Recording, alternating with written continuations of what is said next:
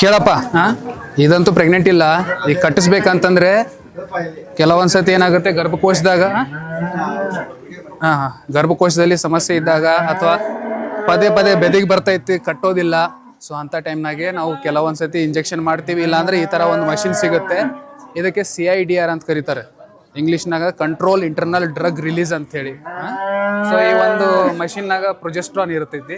So progesterone ಹಾಕೋದ್ರಿಂದ ಏನಾಗುತ್ತೆ, ಈ ಮಷಿನ್ 7 ದಿವಸವರೆಗೂ ನಾವು ಯೋನಿ ಒಳಗೆ ಬಿಟ್ಟಿರ್ತೀವಿ. ಇದನ್ನು 7 ದಿವಸ ಆದ ನಂತರ ಇದು ತೆಗಿಬೇಕು. ಇಲ್ಲಿ ಡಾಕ್ಟ್ರಿಗೆ ಹೇಳ್ತೀನಿ, ತಂದು ತೋರಿಸ್ಕೊಂಡ್ರೆ ತೆಗಿತಾರೆ ಅದನ್ನು. 7ನೇ ದಿವಸ ತೆಗೆದಿದ್ದ ದಿವಸನೇ ಒಂದು PGF-α ಅಂತ ಹೇಳಿ ಒಂದು ಇಂಜೆಕ್ಷನ್ ಹಾಕ್ತಾರೆ. ಅದು ಹಾಕಿದ ಮೇಲೆ ಏನಾಗುತ್ತೆ, 2ರಿಂದ 3ನೇ ದಿವಸ ನಂತರ, ಅಂದರೆ ಟೋಟಲ್ ಇವತ್ತಿಗೆ 10ನೇ ದಿವಸಕ್ಕೆ ಹೀಟಿಗೆ ಬರುತ್ತೆ ಆಕಳ. ಅವಾಗ ಹೀಟಿಗೆ ಬಂದಾಗ ಮತ್ತು ನೀವು ಕೃತಕ ಗರ್ಭಧಾರಣೆ ಮಾಡಿಸಿದ್ರೆ ಗರ್ಭ ಕಟ್ಟುವ ಸಾಧ್ಯತೆ ಜಾಸ್ತಿ ಆಗುತ್ತೆ. ಸರಿನಾ? ಇದು ಮಾಡ್ತೀನಿ ನಾನು. ಇದಕ್ಕೆ CIDR ಅಂತ ಹೇಳ್ತಾರೆ. ಸೊ ಈ ಥರ ಯೋನಿಯಲ್ಲಿ ಬಿಡ್ಬೇಕು ಇದನ್ನು.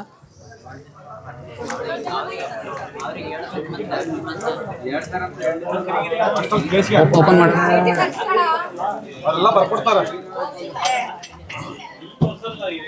ಕೈತಿ ಕೈತಿ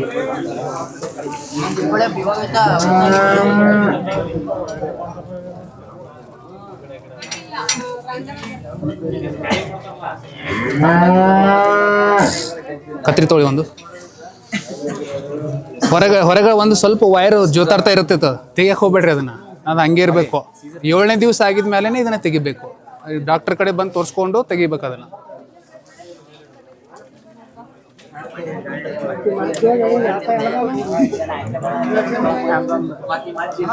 ಸೊ ಇದು CIDR ಅಪ್ಲಿಕೇಶನ್. ಸೊ ಇದು CIDR ಅಪ್ಲಿಕೇಟರ್ ಅಂತ ಹೇಳ್ತೀವಿ.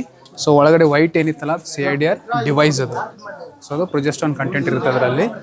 ಸೊ ಇದು 7 ದಿವಸವರೆಗೂ ನಾವು ಇವನಿದ್ರಲ್ಲಿ ಬಿಡ್ತೀವಿ ವೆಜನದಲ್ಲಿ. ಸೊ 7ನೇ ದಿವಸ ನಂತರ ಇದು ವೈರ್ ತಗೊಂಡು ಜಕ್ಕೋಬೇಕು.